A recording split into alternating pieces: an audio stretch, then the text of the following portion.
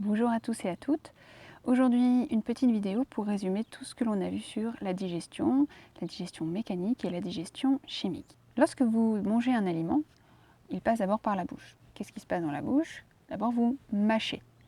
Les dents vont broyer cet aliment. C'est ce qu'on appelle la mastication. Alors, hop, expérience, petit bout de pain. Je mâche. Et après, ici, il va se passer quelque chose au niveau de l'œsophage.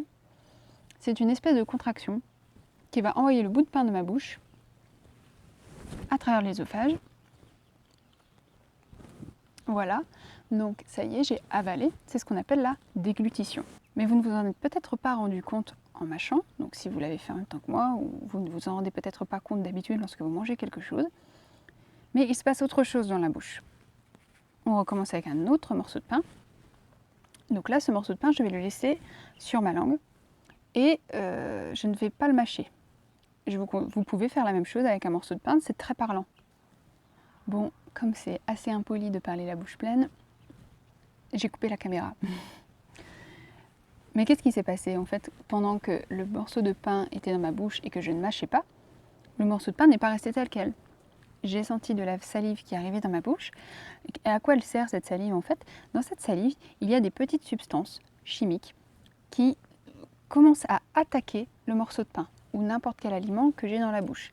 C'est-à-dire que le travail de décomposition a commencé déjà dans la bouche.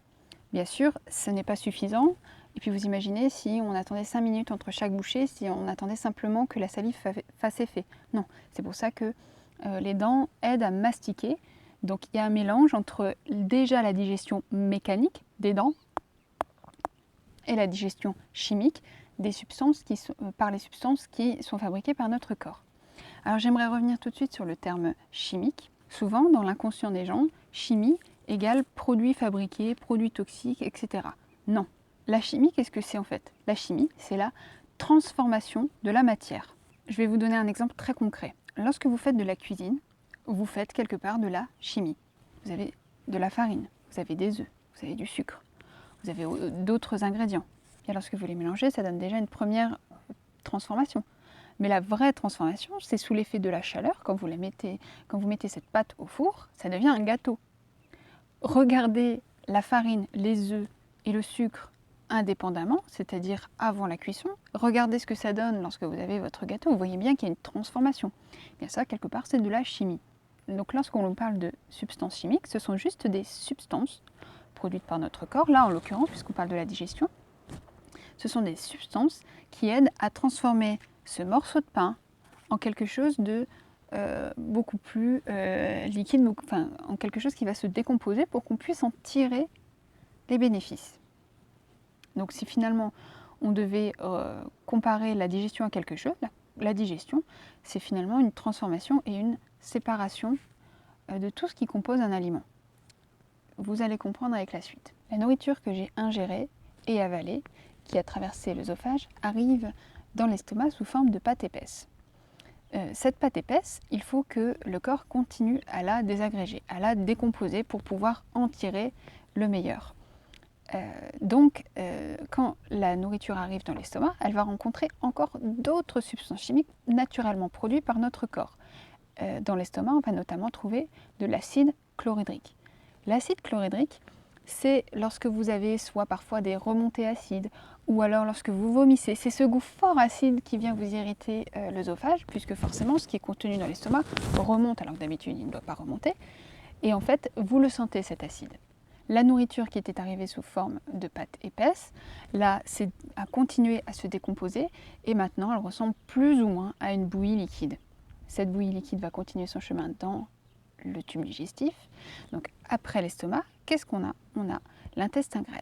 Sauf que l'intestin grêle est une espèce de très très long tuyau qui, lui, ne produit pas de substances chimiques, mais qui va en recevoir. Il existe d'autres organes dans notre corps qui n'ont pour fonction que de produire des substances chimiques. L'estomac, par exemple, lui produit à la fois des substances chimiques, mais aussi fait un travail de brassage. Donc lui, il a plusieurs fonctions.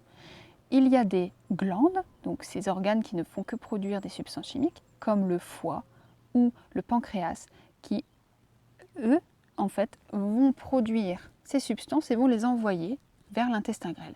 Et lorsque le reste de bouillie liquide atteint l'intestin grêle, il est arrosé par des sucs. Donc les sucs, ce sont tout, et pas sucre, hein. Les sucs sont toutes les substances produites par les glandes. Et on en a plein, hein, des glandes dans la bouche. La salive sort par des glandes salivaires, donc là elles sont toutes petites. Mais le foie est la plus grosse glande de notre corps. Le pancréas est aussi une glande. Et donc les sucs qu'ils vont produire vont venir arroser le reste de bouillie dans l'intestin grêle.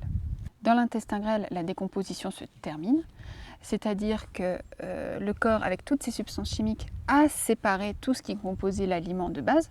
Lorsque par exemple vous regardez un brocoli, vous ne voyez pas, tiens, là il y a une partie vitamine, une partie déchets, etc. Non, tout est mélangé dans un aliment.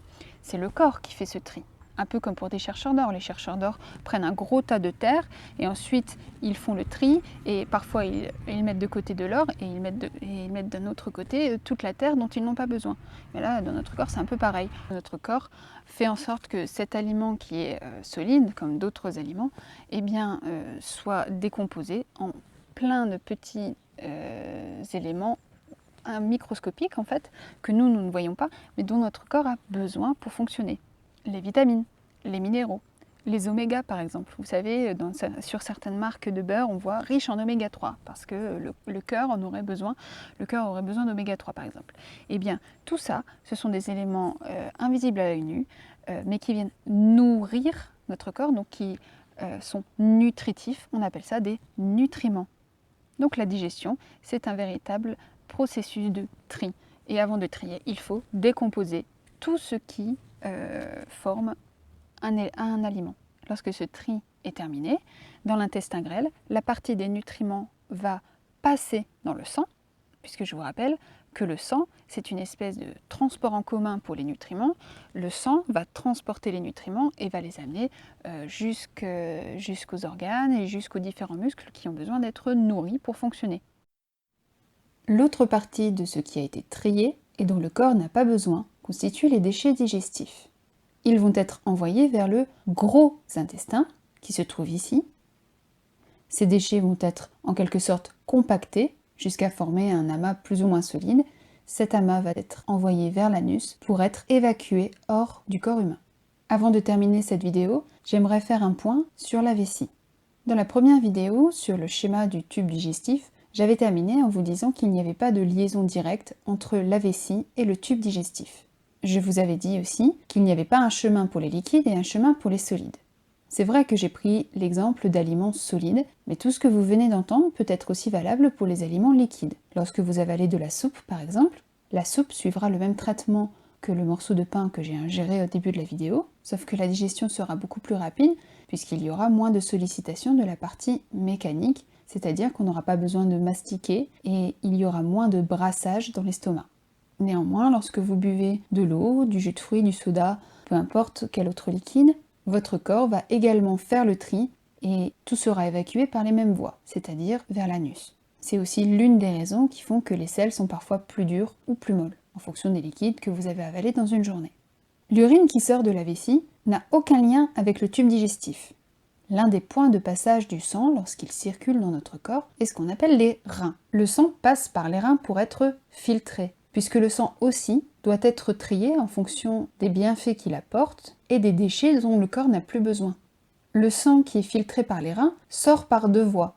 Tout ce qui est utile à notre corps passe par la veine rénale, la veine des reins, pour continuer leur trajet dans le corps. Tout ce qui est inutile, autrement dit les déchets du sang, sont rejetés vers les voies urinaires, arrivent dans la vessie avant que vous les expulsiez aux toilettes. Rien à voir donc avec les liquides absorbés lors d'un repas.